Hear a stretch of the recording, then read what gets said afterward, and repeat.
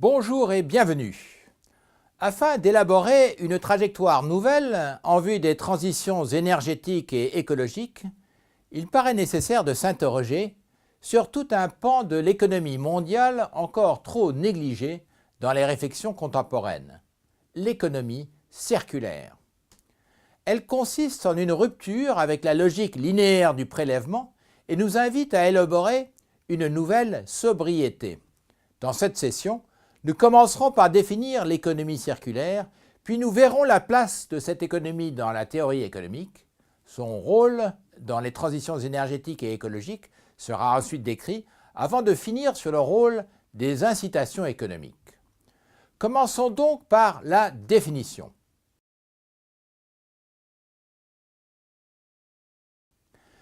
Nous dirons que l'économie circulaire est un système économique d'échange et de production qui, à tous les stades du cycle de la vie des produits, vise à augmenter l'efficacité de l'utilisation des ressources et à diminuer l'impact sur l'environnement, tout en développant le bien-être des individus.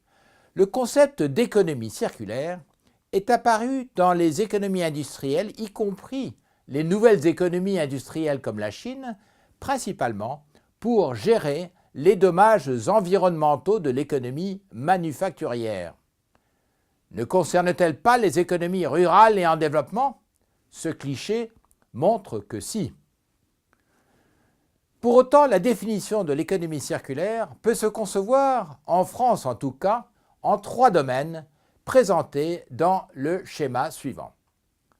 L'offre des acteurs économiques en bleu, notamment la conception des produits et l'organisation territoriale de la production, ce qu'on appelle l'écologie industrielle et territoriale, la demande et le comportement des consommateurs en vert, notamment l'allongement de la durée d'usage, la gestion des déchets en orange, c'est-à-dire le recyclage. En fait, l'économie circulaire est conçue par opposition à la prise de conscience de la logique linéaire, sans souci du déchet de nos économies, selon le schéma extraire, produire, consommer, rejeter.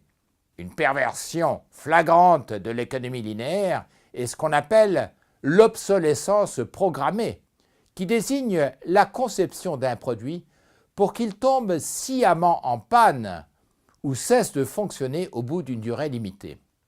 À l'inverse de l'économie linéaire, de l'économie de l'obsolescence programmée, l'économie circulaire vise à concevoir des produits durables. Notez que certaines économies pauvres ont su toutes seules découvrir les capacités de l'économie circulaire, comme le montre ce cliché des automobiles à Cuba.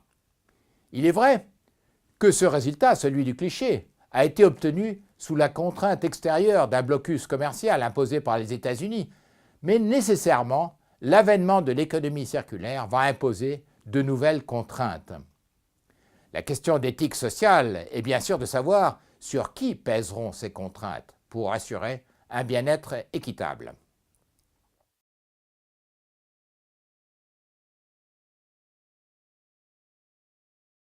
Il n'est pas sans intérêt pour comprendre l'économie circulaire de la situer rapidement dans la théorie économique.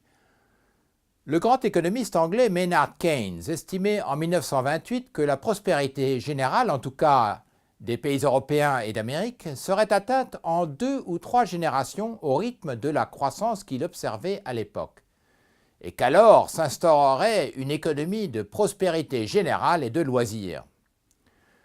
Depuis 1928, la prospérité a certes été atteinte dans certains pays, même si d'importantes inégalités persistent. Mais ce qui n'avait pas été vraiment prévu, c'est que l'économie de la production, la machine capitaliste, ne saurait pas s'arrêter. C'est cela qui a conduit un dénommé Club de Rome à faire publier un rapport fameux intitulé « Halte à la croissance ?» au début des années 1970. À partir de là est née l'idée que le défi était de découpler l'activité économique de notre système écologique. Découpler veut dire que l'activité économique doit cesser de prélever des ressources naturelles et cesser de rejeter des déchets, qu'il s'agisse de gaz carbonique ou de tout autre déchet, notamment les sacs plastiques du cliché que nous avons vu. C'est ainsi qu'on est arrivé à la notion d'économie circulaire, en observant que si nos écosystèmes parviennent à tout recycler, nos économies doivent en faire autant. Comme le montre ce schéma, l'économie circulaire prétend imiter le recyclage dans la nature. Il y a cependant d'autres aspects dans l'économie circulaire, notamment l'incitation à faire un usage partagé des biens. La ville de Paris a ainsi développé les bicyclettes publiques pour circuler sans polluer et même les voitures électriques publiques. Ces réalisations correspondent certes à des économies avancées, bien équipées, notamment en technique de l'information et de la communication, mais il n'est pas exclu, comme on le voit avec la téléphonie cellulaire, que les économies en développement sautent les étapes. Maintenant, nous allons aborder le rôle de l'économie circulaire dans les transitions écologiques et énergétiques.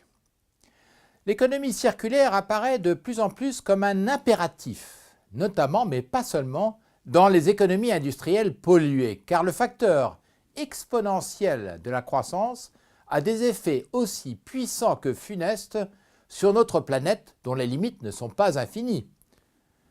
Le résultat d'une croissance exponentielle, c'est-à-dire d'une croissance qui multiplie chaque année le volume de la production ou de la consommation par un facteur donné, est considérable au bout de quelques années, sans commune mesure avec une croissance qui, au lieu de multiplier, ajouterait un volume donné. Or, il est difficile de modifier le facteur multiplicateur d'une croissance exponentielle. La croissance de la population, élément majeur de la croissance de la production et de la consommation, est toujours un défi pour ceux qui veulent la modifier. Dans les pays en développement, l'enjeu porte surtout sur le domaine de l'offre, si l'on se rappelle le domaine en bleu du schéma français. Car, par hypothèse, la consommation est encore faible. À l'Agence française de développement où je travaille, nous nous intéressons essentiellement au domaine de l'offre, dans lequel nous nous efforçons de faire adopter des techniques efficaces de production, notamment d'énergie, et de favoriser le recours aux énergies renouvelables, éoliennes, géothermiques ou solaires. Dans les forêts, nous œuvrons à une gestion renouvelable de la forêt tropicale, respectueuse des habitants, humains, animaux et végétaux. Dans les villes, nous finançons les investissements qui éviteront l'activité polluante ou l'étalement urbain lorsque l'urbanisme se développera. Dans les pays du Sud, il s'agit en somme de mettre en place les techniques, l'organisation et les infrastructures qui anticipent l'avènement de l'économie circulaire pour faire l'économie d'une transition future qui pourrait s'annoncer compliquée. Mieux vaut prévenir que guérir, c'est le principe de l'aménagement du territoire et des infrastructures qui l'accompagnent.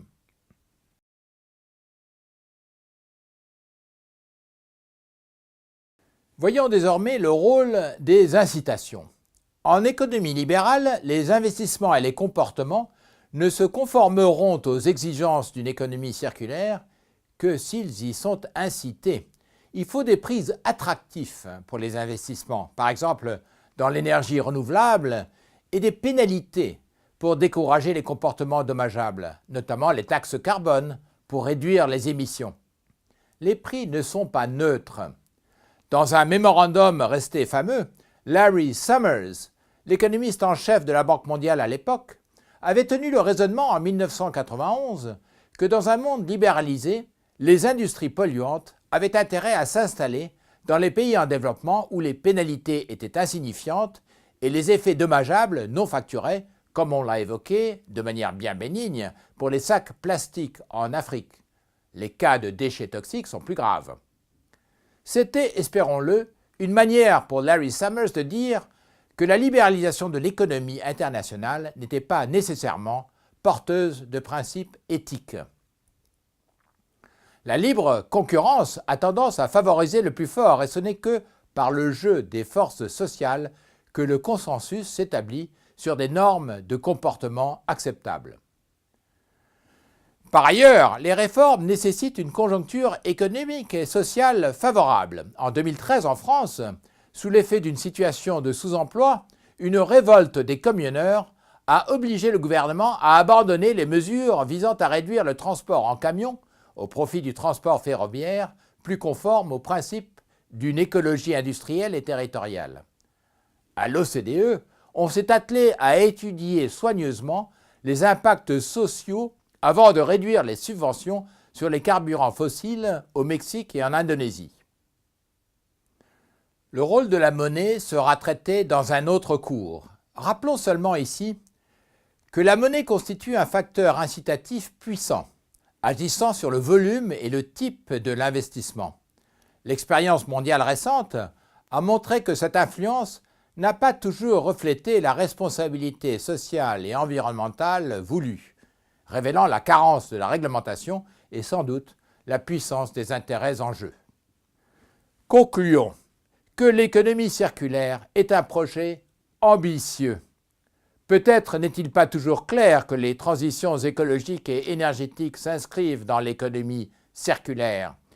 Mais si l'ambition ultime est le fameux découplage de l'activité économique par rapport aux écosystèmes, on comprend que l'économie circulaire est un idéal dont on n'est même pas aujourd'hui sûr qu'il soit pleinement réalisable.